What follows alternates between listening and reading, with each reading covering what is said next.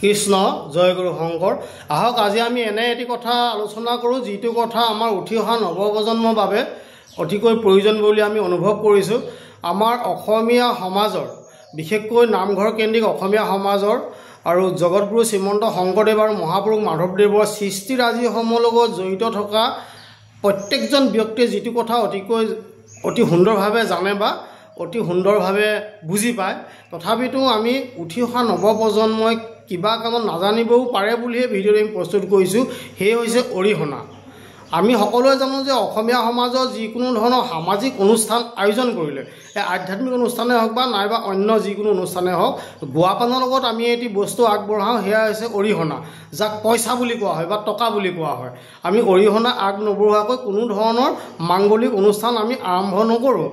এতিয়া কথা হ'ল অৰিহণা অৰ্থাৎ ধৰ্মৰ লগত অৰ্থ মানে টকাকনো সংযোগ কৰিলে কিয় গুৰুজনাই, এইটোতো আমি অকণমান জানিবলগীয়া কথা। বিশেষকৈ উঠি অহা নৱপ্ৰজন্মৰ কাৰণে আমি ভিডিঅ'টো আগবঢ়াইছোঁ। আমি আকৌ কৈছোঁ, যিটো সময়ত আমাৰ বৰ্তমান সময়ত বিশেষকৈ আমাৰ বৌদ্ধিক জগতৰ লগত জড়িত থকা লোকসকলে আমাক অতি সুন্দৰভাৱে বুজনি দিব বিচাৰে যে ধৰ্মৰ লগে লগে আমি কৰ্ম কৰিব লাগিব। কেৱল ধৰ্ম বুলি আমি চিঞৰি থাকিলে আমাৰ জাতি নাবাচে, আমাৰ দেশ নাবাচে। এই কথাটো একেবাৰে সত্য কথা, চিৰন্তন সত্য কথা।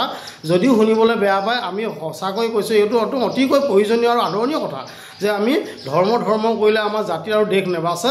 আমি ধৰ্মৰ লগে লগে কৰ্ম আমি কৰিব লাগিব। এতিয়া কথা হ'ল এই একেটা কথাকেই আজি যিটো আমি বুজিছোঁ বা আমাৰ ৰাইজে আমাক পৰামৰ্শ দিয়ে, এই কথাখিনি কিন্তু আজি 500-600 বছৰ আগতে জগতগুৰু শ্ৰীমন্ত শংকৰদেৱে উপলব্ধি কৰিব পাৰিছিল, যাৰ বাবে আমাক এটি সুন্দৰ নিদৰ্শন দি থৈ গৈছে। সেয়া হৈছে অৰিহণা যোগেদি। আমি সকলোৱে জানো যে আত্মাবিহীন শৰীৰ যেনেকৈ মূল্যহীন, আত্মাবিহীন শৰীৰ যেনেকৈ মূল্যহীন, ঠিক সেইদৰে শৰীৰবিহীন আত্মাকো কল্পনা কৰিব নোৱাৰি, মানে কোনো পধ্যে কল্পনা কৰিব নোৱাৰি। আপোনালোকে জানে শৰীৰবিহীন আত্মাক যেনেকৈ আমি চুব নোৱাৰোঁ বা দেখা নাপাওঁ বা উপলব্ধি কৰিব নোৱাৰোঁ, ঠিক তেনেকৈ আত্মাবিহীন শৰীৰটোক আমি কি কৰে, আমাৰ হয় জ্বলাই দিব, নহয় পেলাই দিব, নহয় পুতি থ'ব, মানে কোনো অৰ্থই নাই, মূল্যই নাথাকে। যিমানে সুন্দৰ নহওক কিয়, নিজৰ ভাৰ্যা, নিজৰ পুত্ৰ, নিজৰ পৰিবাৰ বা আমাৰ বোপাই ককাই ভাই যিয়ে নহওক কিয়, আমি আত্মা থকালৈকে এটা শৰীৰক বা শৰীৰ বুলি কওঁতে স্বাস্থ্যৰ কথা কৈছোঁ, আমাৰ নিজৰ এই দেহাটোৰ কথা কৈছোঁ দেই। এই দেহাটোক তেতিয়ালৈকে মৰম চেনেহ কৰিব যেতিয়ালৈকে আত্মা সোমাই থাকিব, আৰু যেতিয়া আত্মা এৰি গুচি যাব তেতিয়ালৈকে শৰীৰটো কোনো অৰ্থহীন হৈ যাব।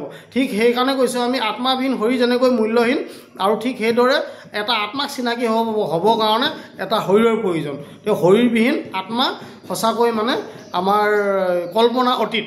গতিকে আত্মাৰ বাবে যিদৰে ঈশ্বৰৰ নাম প্ৰয়োজন, আত্মা আহাৰ হৈছে ঈশ্বৰৰ নাম, ঈশ্বৰ উপাসনা কৰিব লাগিব, ঈশ্বৰক ভজনা কৰিব লাগিব আত্মাৰ শান্তিৰ কাৰণে। সেইকাৰণে মানুহৰ মৃত্যুৰ পিছত আমি কি বুলি কওঁ যে পুণ্য আত্মা চিৰ শান্তি কামনা কৰিলোঁ। কেনেকৈ কামনা কৰোঁ আমি? কীৰ্তন পাঠেৰে, নাম প্ৰসংগেৰে, ভাগৱত পাঠেৰে, এনেধৰণৰ কিছুমান আধ্যাত্মিক অনুষ্ঠান পাতি আমি পুণ্য আত্মা চিৰ শান্তি কামনা কৰোঁ। শৰীৰটো কামনা নকৰোঁ, শৰীৰটো আমি পুৰি পেলাই দিওঁ বা পুতি থওঁ। এতিয়া কথা হ'ল আত্মাৰ বাবে যেনেকৈ ঈশ্বৰৰ নাম প্ৰয়োজন, আত্মা আহাৰ অৰ্থাৎ আত্মাৰ খাদ্যটো ঈশ্বৰৰ নাম বুলি কোৱা হয় বা আধ্যাত্মিক দিশত ঈশ্বৰৰ নাম বুলি কয়। ঈশ্বৰৰ নাম হৈছে ঈশ্বৰক ভক্তি কৰাটোৱে হৈছে আত্মাৰ খাদ্য বা আহাৰ। ঠিক সেইদৰে আমাৰ শৰীৰৰ বাবেও কিছুমান বস্তু লাগিব আমি জীয়াই থাকিবলৈ, সেয়া হৈছে অন্ন বস্ত্ৰ বাসস্থান। আমি আকৌ কৈছোঁ অন্ন বস্ত্ৰ বাসস্থান নহ'লে শৰীৰটো কোনো অৰ্থহীন হৈ পৰিব বা এটা শৰীৰ জীয়াই থাকিব নোৱাৰে। গতিকে গুৰুজনে তেতিয়া চিন্তা কৰিছিল যাতে ধৰ্ম নামত যাতে ভক্তি কৰিব, ঈশ্বৰৰ নামত বা ভক্তিৰ মাৰ্গত আগবাঢ়ি যাওঁতে যাতে ভকতিত লাগি যাতে মানুহে কৰ্ম সংস্কৃতি পাহৰি নাথাকে, ধৰ্ম সংস্কৃতি ধৰোঁতে তাৰ বাবে গুৰুজনে কি কৰিলে, গুৱাপানৰ লগতে আমাক এটা পইচা আগবঢ়োৱা নীতি আদৰ্শ আমাক দি থৈ গ'ল। সেয়া হৈছে অৰিহণা, যাক আমি অৰিহণা মানে আপোনালোকে সকলোৱে জানে অৱদান বা সহায়। অৰিহণা মানে কেৱল যে পইচা গুৱাপানৰ লগত দিয়া সেয়াই নহয়। অৰিহণা বুলি কওঁতে আমাৰ কথাই যদি কাৰোবাক উপকাৰ সাধন কৰে, কাৰোবাক সহায় কৰিব পাৰে, সেইও অৰিহণা। আমাৰ পৰামৰ্শৰ দ্বাৰা বা আমি শাৰীৰিকভাৱে যদি কাৰোবাক কিবা এটা সহায় কৰিব পাৰোঁ, সেয়াও অৰিহণা। অৰিহণা মানে হৈছে অৱদান, অনুপ্ৰেৰণা বা সহায়। এতিয়া আমাৰ শৰীৰটোৰ বাবে সহায় বা অনুপ্ৰেৰণা বা অৱদান হৈছে আমাৰ পইচা, আৰু সেই পইচাক প্ৰয়োজন হ'ব আমাক অতিকৈ প্ৰয়োজন, সকলোৱে আমি জানোৱেই। গতিকে সেই পইচা ক'ৰ পৰা আহিব? কৰ্মৰ পৰা। অৰ্থাৎ ধৰ্ম সংস্কৃতিৰ লগে লগে যাতে আমি কৰ্ম সংস্কৃতিক পাহৰি যাব নোৱাৰোঁ, কৰ্ম সংস্কৃতিক যাতে আমি মনত ৰাখিব পাৰোঁ, এই কথাটোকে গুৰুজনে চিন্তা কৰি আজি 500-600 আগতে চিন্তা কৰকচোন, গুৰুজনে চিন্তা কৰি আমাক এটা ধুনীয়া নিদৰ্শন দি থৈ গৈছে।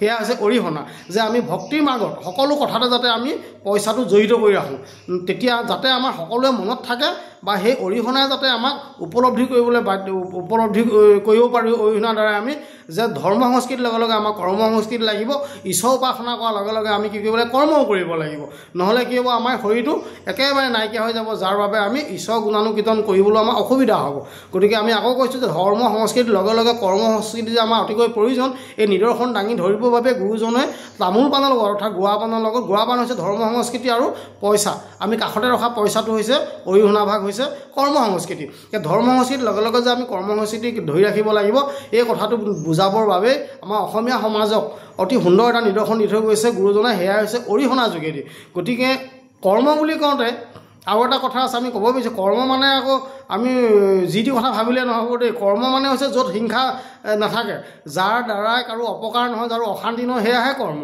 আৰু যি কৰ্মত অশান্তি আপোনাৰ হিংসা জড়িত থাকে সেয়া কৰ্ম অকৰ্ম ঠিক ধৰ্মও মানে যি ধৰ্ম কৰিবলৈ যাওঁতে কাৰো অশান্তি নহয় কোনো কাৰো অন্যায় কৰিবলগীয়া নহয় কাৰো হিংসা কৰিবলগীয়া নহয় সেই ধৰ্ম আৰু য'ত যি ধৰ্মত অশান্তি হিংসা এইসমূহ জড়িত থাকে এই তেন্তে হ'লে সেয়া হ'ল অধৰ্ম গতিকে ধৰ্ম দুটা আছে অধৰ্ম ধৰ্ম কৰ্ম দুটা আছে কৰ্ম আৰু অকৰ্ম আমি কৰ্মৰ কথাহে কৈছোঁ আমি সৎকৰ্ম কৰি মানি আমাৰ শৰীৰটোৰ বাবে আমি ধন টকা পইচা ঘটা এই প্ৰক্ৰিয়াটো আমি অব্যাহতি ৰাখিবই লাগিব নহ'লে অসুবিধাৰ সৃষ্টি হ'ব যিটো কথা আজি 500-600 বছৰ আগতে গুৰুজনাই আমাক ধুনীয়া সুন্দৰভাৱে এক নিদৰ্শন দাঙি থৈ গৈছে গুৱা পাণৰ লগত অৰিহণা যোগেদি আমি এই কথাটি আমি আগবঢ়ালোঁ কেৱল উঠি অহা নৱপ্ৰজন্মৰ বাবে যদি ভিডিঅ'টো আমাৰ উঠি অহা নৱপ্ৰজন্মক প্ৰয়োজন বুলি অনুভৱ কৰে তেন্তে হ'লে আপোনালোকে শ্বেয়াৰ কৰিব অৰ্থাৎ অন্য লোকলৈ আগবঢ়াই দিব আৰু যদি আমাৰ একো প্ৰয়োজন নাই বুলি ভাবে আপোনালোকে আগ নবঢ়াব আমি আকৌ কৈছোঁ যে অৰিহণা মানে হৈছে অনুপ্ৰেৰণা বা আমাক অৱদান বা সহায় সেই